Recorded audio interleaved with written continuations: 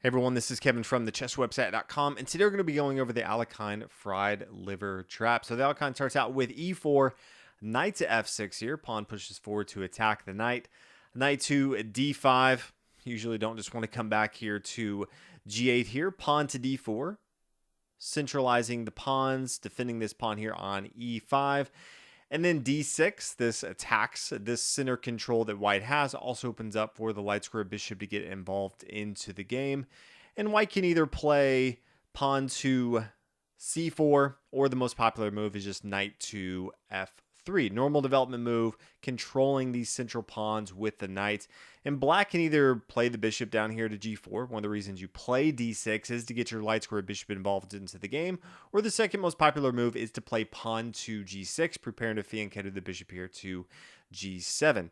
Now, the name from fried liver comes in very similar to if you've watched the fried liver attack, and that is white playing the move knight to g5, saying, yes, I'm going to go ahead and attack the square here on f7, which early on is one of the weakest squares for black because it's only defended by the black king, and say, hey, I may even sacrifice this knight here because I'm going to have a very strong attack even though I'm going to be down in material. So knight to g5, attacking the pawn right here. And black has a few options as far as how they can continue.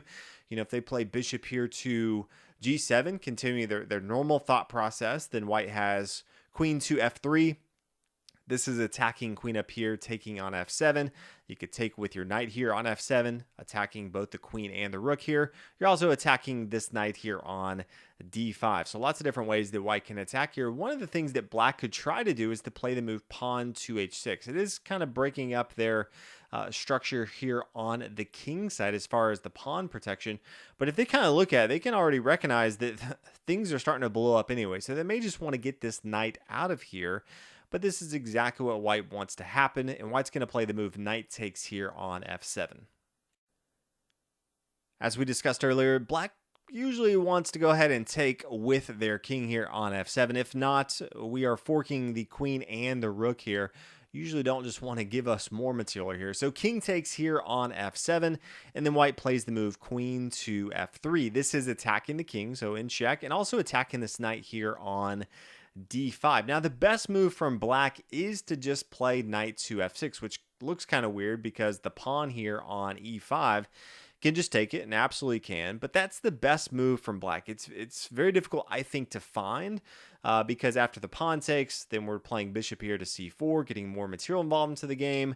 Maybe they play king to g7, now knight to c3. You can see white's getting all their material involved. This king is completely exposed. This rook over here on a8 is not going to be doing anything.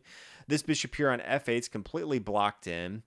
And white can just really start to pound their opponent. They can castle on the queen side at some point, just throw everything at the king side. It's going to be very difficult for black to hold on to this, but that's really the best way that black has to defend this. And so I think that one's going to be very difficult for them to find. Now, the other option is for black to try to hold on to this knight. Maybe something like king to e6. Just says, yeah, I'm going to get out of the check, and I'm also going to try to protect this knight here on d5.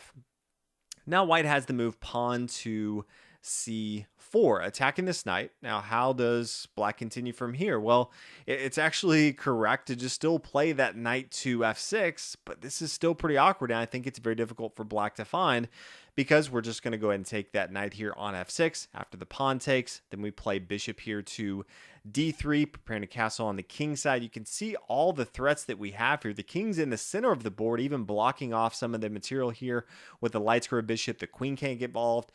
This dark square bishop can't get involved. Neither of the rooks are involved. And so white can really just develop more material and then start to push. And they always have moves like queen to d5 for check. They can always push forward with the pawns here, get their other bishop involved into the game. Knight to c3 adds a lot of pressure as well.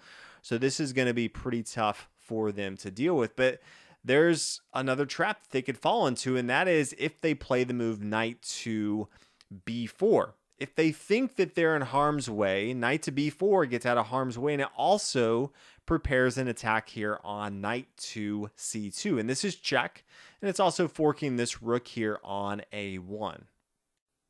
If black does play this and fall into the trap, this is going to be a quick checkmate. No way to stop it after the move pawn to d5. check. If you look at it, black can't take here on e5 because just queen to f4, that's going to be checkmate. The king can't come to the f file just because the queen is defending that. And so if the king comes back here to d7, well, pawn e6, king comes back here, and that's going to be checkmate as well. And if they try to just take this pawn here with their knight, if they recognize, hey, I should just give back this knight, which they should have done a long time ago, then white can go ahead and take here on d5.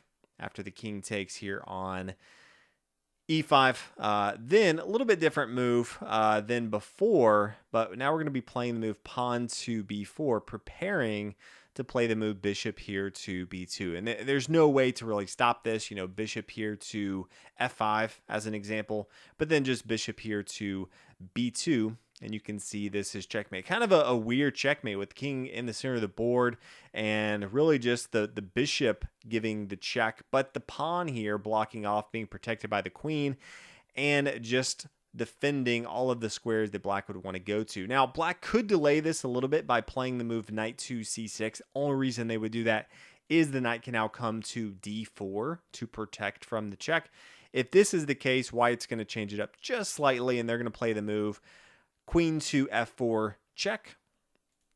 Then king over here takes on d5, but then the move bishop here to c4, and this is going to be checkmate. So no way to stop it from black once they play that move knight to b4. Preparing to come down and fork our king. They're not going to have that chance after we play d5. It is going to be checkmate. So that is the Alekhine Fried Liver.